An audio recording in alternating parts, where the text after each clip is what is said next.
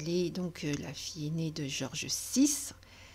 Voilà, et c'est pour ça qu'elle a hérité donc de ce pouvoir. Hein. Je rappelle que Édouard VIII avait abdiqué, donc vous suivez l'actualité pour voir l'origine de cette abdication.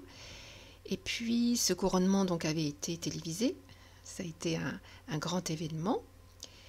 Et en 1953, elle a été souveraine de 7 États indépendants du Commonwealth. C'était l'État du Commonwealth à cette époque.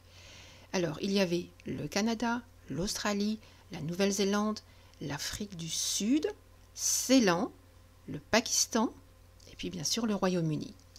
Voilà le petit aperçu en ce qui concerne le Commonwealth. Alors, je vais vous parler d'une puissance économique et d'une puissance culturelle, puisque avec ces 53 membres aujourd'hui, on a quand même évalué le PIB brut, le produit intérieur brut, à plus de 10 milliards de dollars. Donc ça, c'était en 2017. Donc ça a évolué, bien sûr, avec les chiffres d'aujourd'hui. Alors, vous avez plus de 2,2 milliards d'habitants. Et le Commonwealth représente quand même un tiers de la population mondiale.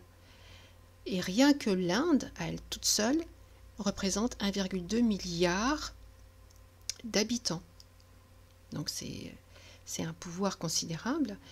Et vous avez dans ces États du Commonwealth l'Égypte, vous avez l'Érythrée, vous avez Bahreïn. Donc le Royaume-Uni peut s'appuyer sur cette puissance économique et culturelle.